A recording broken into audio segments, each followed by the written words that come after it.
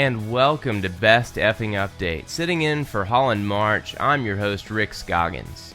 Big news this week following last week's episode. NFL.com CFO James Flitwirt released the following statement.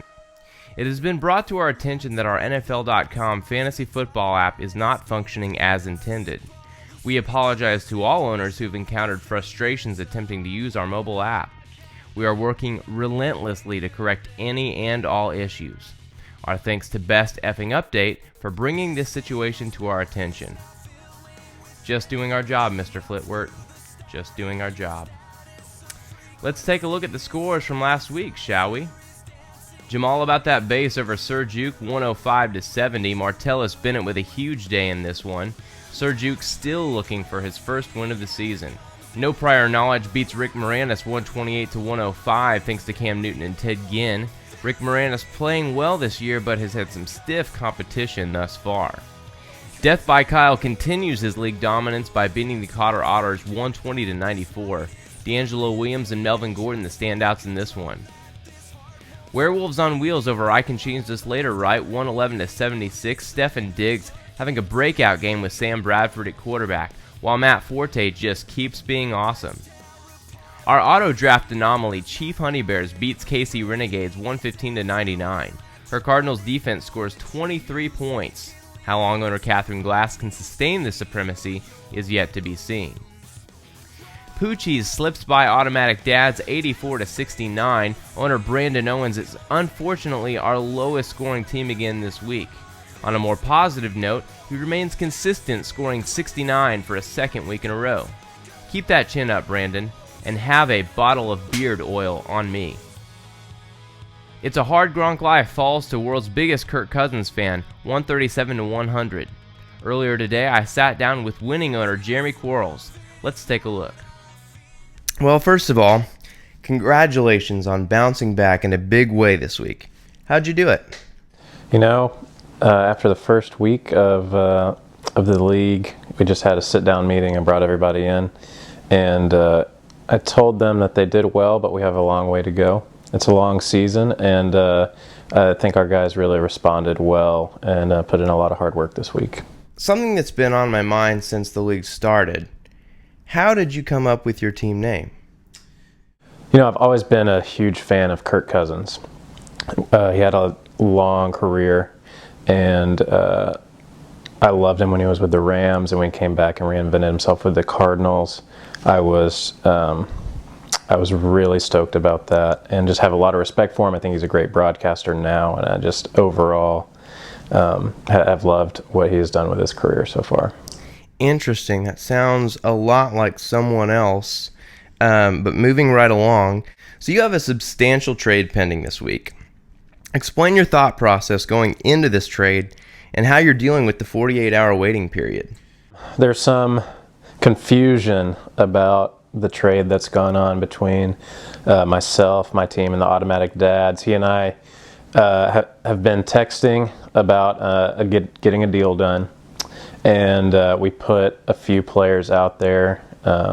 We really needed to up our quarterback game, and he has a lot of areas where he could improve. He felt like he could improve, and so the original offer was the combination of the two trades that went through, if you saw both of those trades. And there was just some miscommunication and confusion as to why the first trade did not include Anquan Bolden and TJ Yeldon. And Brandon texted me later and said, hey, I'm not comfortable with that. And I said, I will honor our original agreement to include those players. And so that's kind of why two trades went down. It's very uncommon to have two trades go down so quickly between the same two teams, but it was all one joint venture there. Okay. Kelvin Benjamin, Travis Benjamin, and there's rumored to be a potential third Benjamin added to your roster. What's going on here? They perform well. I don't know what it is, but whenever I sit down and interview players, which I do with all my players before they become members of Team Kirk Cousins. We sit down, and if their name's Benjamin, they are automatically a little higher on my list. And it is all in an effort to, at the end of the season, get those Benjamins. You know what I mean? Makes perfect sense. Okay. In week 4, you'll have Le'Veon Bell returning to the lineup. With how well D'Angelo Williams has been doing, do you have any concerns regarding a potential running back by committee moving forward? D'Angelo is a very impressive back, has played really well thus far. I was very close to getting him on my team before Death by Kyle scooped him up. It was a great pick by him. It could be a running back by committee, but there is a lot of work to be had in Pittsburgh when it comes to the running game, and I feel like both could be top 15 backs. All right, at this point in the season, only owner Kyle Schoenwheel has outscored you. What are your thoughts on him? Is there any sort of rivalry potentially in the works? You know, I see very competitive. Kyle is a good friend, but I see every team as a rivalry. Don't we all? All right, final question. You are a tour manager for a living, so you see a lot of interesting things. Can you share a potential road story that our viewers may enjoy? My go-to tour story happened in Rapid City, South Dakota. Really fun little town that is close to Mount Rushmore. And it involves a band member setting off a stink bomb on stage to the point where I was gagging at front of house, and there were people in the balcony that were covering their noses with their shirts. Spencer Ford was present, not responsible, but he can attest to the fact that it was the most horrific thing that has ever come across my nostrils. What did the audience do? Did they clear the room? Did they just sit there and suffer through the rest of the show?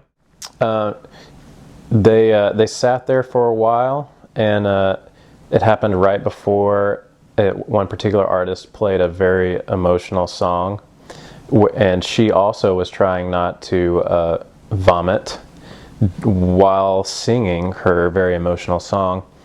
And the issue was addressed prior to the intermission, and retribution was handed to the perpetrator. Did you guys learn anything from this experience to prevent these types of things from happening on future tours?